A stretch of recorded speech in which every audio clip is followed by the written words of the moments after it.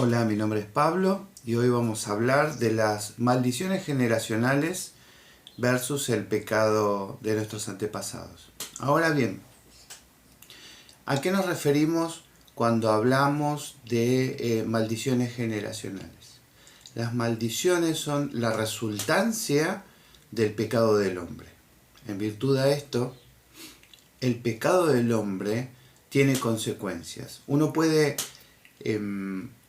pedir perdón al Padre por los pecados cometidos, pero eso no implica que nuestros pecados no tengan consecuencias en esta tierra. Por ejemplo, una persona mata a alguien, y obviamente es un pecado, y esa persona pide perdón a Dios por lo que hizo, y si lo hace en forma sincera y se arrepiente sinceramente de lo que hizo, es perdonado por el Padre. Ahora, eso no quiere decir que no tenga consecuencias su pecado. Puede ir a la cárcel, puede venir otro y vengar la muerte del fallecido. Pueden pasar un montón de cosas. O otra persona puede llegar. Y eso no quiere decir que no haya sido perdonado su pecado, pero cada pecado tiene su consecuencia. Un marido ofende a su esposa, digamos con un engaño, y pide perdón al padre y el padre lo perdona. Pero las consecuencias de esa ofensa, ya sea en la persona o en su pareja, la cual fue engañada, van a perdonar. Las consecuencias del pecado están. Lo que puede evitarse es el castigo a posteriori en los cielos, o para que no sea tenido en cuenta en el momento del juicio. Ahora, como vemos en la pizarra, vamos a leer Jeremías 28:30 porque tiene mucha injerencia en esto. Jeremías 31 del 28 al 30 dice: Y sucederá que como tuve cuidado de ellos para arrancar, para derribar y para arruinar, y para destruir y para afligir, así tendré cuidado de ellos para edificar y plantar, dice Jehová. Esto quiere decir que así como Dios estuvo presente cuando los castigaba, cuando los corregía o corregía a otros porque atacaban al pueblo hebreo, también va a tener cuidado, o sea, va a prestar atención de cómo, cuándo, dónde va a plantar él a Jesús, cuando va a poner un profeta, también cuando el Señor prepara, cuando va a plantar o va a edificar, también se fija y presta atención en cómo se comporta el pueblo para poder hacer eso. Después el 29 dice: En aquellos días no dirán más, los padres comieron las uvas agraces y los dientes de los hijos tienen la dentera. ¿Qué nos quiere decir con esto? Que porque los padres pequen, no quiere decir que el pecado va a ser transmitido a los hijos. Así como nosotros pecamos en el Edén y nuestro castigo fue venir a esta tierra y tener esta vida que tenemos hoy, con este cuerpo corruptible y pasando todas estas pruebas, bueno, esto no es consecuencia de los actos de otro. Por eso lo que hacen los padres no afecta a lo que hacen los hijos. Ahora bien, en el 30 dice: sino que cada cual morirá por su iniquidad. Todo hombre que coma las uvas agreces, sus dientes tendrán la dentera. O sea, cualquiera que peque va a tener como consecuencia el castigo. El que no peca o el que se arrepiente no va a tener consecuencias como el que peca. Ahora, otra comparación que vamos a hacer, obviamente esto tiene muchas implicancias, por eso lo relacionamos con Adán y Eva y su expulsión del Edén. Ahora, tenemos también Primera de Corintios 3, 10 al 17. ¿Por qué 3, 10 al 17? Porque dice en el 10, conforme a la gracia de Dios que me ha sido dada, yo como perito arquitecto puse el fundamento y otro edificará encima, pero cada uno mire cómo sobreedifica. Acá lo que nos está diciendo es que uno puede tener un ministerio y desarrollarlo. Tras nosotros viene otra persona y puede o edificar sobre eso que construimos, o destruir o derrumbar eso que nosotros construimos.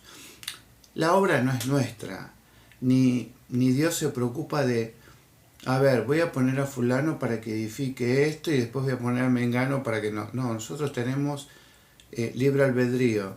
Nosotros tenemos un propósito en esta vida y lo debemos cumplir. Y este propósito hace que nosotros hagamos lo que tenemos que hacer. Otro vendrá, cumplirá o no su propósito y la obra continuará. Pero siempre el Padre tiene en cuenta todas las cosas. Continuamos con el 13. La obra de cada uno se hará manifiesta, porque el día la declarará. Acá lo que estamos viendo es que el día de juicio, el Padre va a tener nuestra declaración, que es por intermedio del Espíritu Santo que mora en nosotros. Pues por el fuego será revelada. El fuego es el Espíritu Santo. El Espíritu Santo va a revelar todas nuestras intenciones de nuestro corazón. Y la obra de cada uno, cual sea, el fuego la probará. Y no está hablando del infierno, está hablando del Espíritu de Dios que está en nosotros. Si permaneciere la obra de alguno que sobreedificó, recibirá recompensa. O sea, tenemos premios en los cielos. Si la obra de alguno se quemare, él sufrirá pérdida. Y acá tenemos la consecuencia del pecado o de defraudar a Dios. Si bien el mismo será salvo, aunque así como por fuego. Supongamos que una persona cumple el rol de pastor porque falleció el pastor y sigue con la congregación y su obra continúa, no quiere decir que haga lo mismo que hacía el anterior, pero deja la obra o no le importa, no le interesa, entonces tendrá que rendir cuentas, porque no está hablando de ir y romper la iglesia, sino que está hablando de no continuar una obra. El no continuar una obra, obviamente, le será pedido a cuentas cuando vaya al momento del juicio. El 16 dice, ¿o no sabéis que sois el templo de Dios y que el Espíritu de Dios mora en vosotros? O sea, no necesitamos decirle a Dios qué es lo que hicimos o dejamos de hacer, porque el Espíritu Santo mora en nosotros y Él ya conoce. Y como el Espíritu Santo es Dios, no necesita que nosotros le digamos nada. Ya el Espíritu revela lo que nosotros hicimos. El 17 dice, si alguno destruyere el templo de Dios, Dios le destruirá a él, porque el templo de Dios, el cual sois vosotros, santo es. O sea, si nosotros con nuestro obrar no permitimos que una persona crezca, llegue al Padre, crezca, que el Espíritu Santo more en ellos, evitamos eso, tendremos que rendir cuenta por esa persona. A diferencia de lo que es nuestro pecado o el pecado de otro, que tenemos que rendir cuentas nosotros, en este caso vamos a tener que rendir cuentas por las personas que no lleguen al Padre o que se pierdan por culpa de nuestro accionar. Bueno, un ejemplo claro tenemos Esaú y Jacob. A Esaú aborrecí, a Jacob amé. No habían nacido cuando el padre ya los aborrecía, pero el padre es atemporal. Dios conoce todas las cosas. Lo que no quiere decir es que en base a lo que Él conoce nos induzca a nosotros para que se cumpla algo. Nosotros no perdemos el libre albedrío. Por eso tenemos esta oportunidad. Ahora, yo me rompía la cabeza diciendo, a ver, ¿por qué a uno amó? ¿Por qué al otro aborreció? Bueno, resulta que investigando, de Esaú surgen los edomitas, ¿sí? De Jacob, los israelitas, porque Jacob es Israel, o los hebreos. Ahora, entre 1800 y 2000 años después del nacimiento de estos dos, de Esaú, de los edomitas, surge Herodes el Grande, quien perseguiría en el mismo tiempo a Jesús, quien mandaría matar a los niños en búsqueda de este Mesías para matarlo, ¿sí? Herodes es el que persigue a Cristo cuando era un niño. Y entonces ahí entendí por qué a Esaú aborrecí y a Jacob amé. Porque el padre sabía que de la línea de Esaú, Herodes gobernaría sobre Israel, donde nacería Jesús. Ahora, los edomitas no son hebreos. Ellos, durante la revolución macabea, que fue entre el gobierno griego y el romano, y la opresión romana posterior, ahí ellos surgen los macabeos, viendo debilitados a los griegos que habían quedado después de Alejandro Magno, y toman el poder en Israel. Entonces toman el poder en Israel, en Jerusalén, se apoderan